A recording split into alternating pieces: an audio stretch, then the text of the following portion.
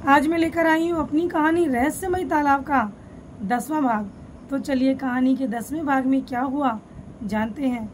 मगर मेरा आगे बढ़ने से पहले सभी दर्शकों से निवेदन है कि सभी दर्शक कहानी के पिछले भागों को अच्छी तरह से देखकर और सुनकर आएं, ताकि कहानी में पीछे क्या हुआ इससे सभी दर्शक अच्छी तरह से रूबरू हो पाएं और कहानी के पात्रों से भी।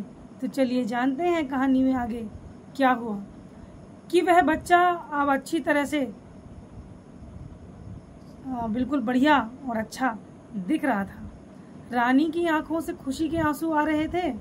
राजा व रानी बच्चे के पास पहुंचे और उसको देखा कि वो भला चंगा और अच्छा दिखाई दे रहा है और उसका रंग भी अब नीला नहीं था।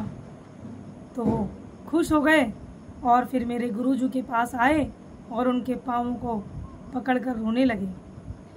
गुरुजी ने उनको चुप करवाया। गुरुजी ने उनको बोला, यह मैंने नहीं किया, यह तो उस परमात्मा ने किया है।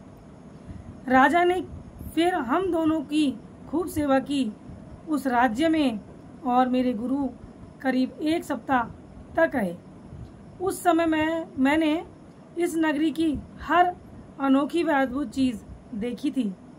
जब हम यहाँ से जाने लगे तो राजा ने हमें बेहतरीन भेंट दी।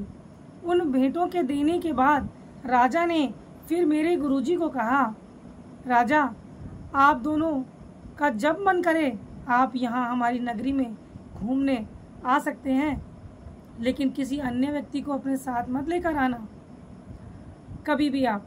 राजा ने फिर शाही सवारी पर हमको तालाब से बाहर छोड़ दिया और हम अपने धरती की तरफ आगे बढ़े और हम वहीं पर रहने लगे, क्योंकि हम धरतीवासी हैं।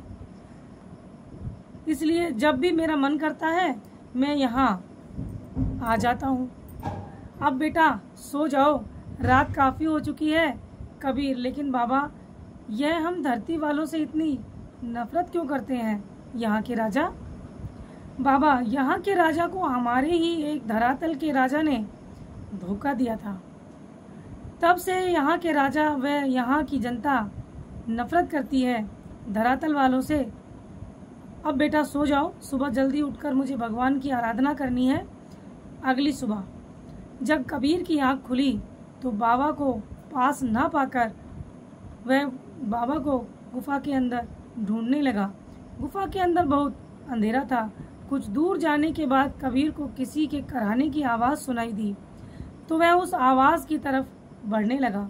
तो उसको पीछे से बाबा ने आवाज़ लगाई, कबीर बेटा आगे मत जाओ। यह सुनकर कबीर बाबा जी के पास आया तो बोला, बाबा जी क्या हुआ? बाबा बोले, तुमको इस गुफा के अंदर नहीं जाना चाहिए। कबीर, बाबा क्यों बाबा जी? यहाँ पे तो कोई तड़प रहा है, किसी के तड़पने की आवाज़ सुनाई दे रही है, तो मैंने सोचा कहीं आपको तो कुछ नहीं हो गया, बस मैं यही देखने के लिए मैं आगे बढ़ रहा था। बाबा जो यह दर्द से तड़प रहा है यह वही राजा है जिसने यहाँ के राजा को धोखा दिया था। यहाँ के राजा को धोखा दिया था। अब तुम जल्दी से मेरे साथ चलो, लेकिन क्योंकि यहाँ पर कुछ देर बाद राजा के सैनिक आने वाले हैं। कबीर, क्यों बाबा, राजा के सैनिक क्यों आने वाले हैं? बाबा इस राजा की साफ सफाई व खाना खिलाने के लिए। यह सुनकर कबीर कुछ देर सोचकर बोला, फिर तो मेरे मित्र को बचाना मुश्किल है बाबा। बाबा ऐसा नहीं है, जिस रास्ते में से मैं आता हूँ उस रास्ते में मेरे साथ तुम चलते रहना और तुम उसी रास्ते से धरातल पर चले जाना। कबीर, लेकिन उसको लेकर कैसे आऊँगा मैं? बाबा चलो रास्ते में बताता हूँ तुमको यह सब, लेकिन यहाँ से जल्दी चलो। कबीर वे बाबा तेज कदमों से चलकर गुफा से काफ़ी दूर नगरी में आ गए। नगरी में उन्होंने एक घर में बैठकर खाना खाया और एक जंगल में जाकर बैठ गए। बाबा कुछ देर तक के लिए प्रभु के ध्यान में मग्न हो गए। कबीर उनके पास कुछ दूर जाकर सो गया। कुछ देर सो जाने के बाद कबीर 1 घंटे के बाद कबीर को बाबा ने उठाया और उससे बोले, उस जंगल में घूमने लगे और उससे बोले चलो आगे बढ़ते हैं। उसके बाद उन दोनों ने कुछ फल पेड़ से तोड़े और फिर दोनों ने खाए। कबीर ने फिर बाबा से पूछा, बताया नहीं बाबा आपने, कैसे बचाएंगे अब मेरे दोस्त को? बाबा, इस नगरी में आने वाले कुछ दिनों में एक बड़ा त्योहार आने वाला है। उस दिन सारे सैनिक महल की देखरेख व कुछ सैनिक नगरी के मेले की देखभाल करेंगे। उस दिन मैं तुमको एक ऐसा कंबल दूंगा जिसको ओढ़कर तुम गायब हो जाओगे। बस तुमको जल्दी से अपने मित्र को ढूंढना होगा।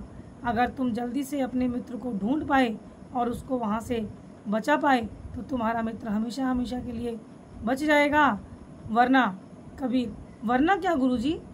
बाबा, यह कंबल सिर्फ एक पहर ही गायब रह सकता है, उसके बाद नहीं। कबीर, लेकिन पता कैसे चलेगा कि वह मेरा दोस्त है कहाँ पर? आज के लिए बस इतना ही। कहानी का अगला हाल जानने के लिए इंतज़ार कीजिए इसके अगले भाग का, जिसे लेकर मैं जल्द हाजिर होंगी। धन्यवाद।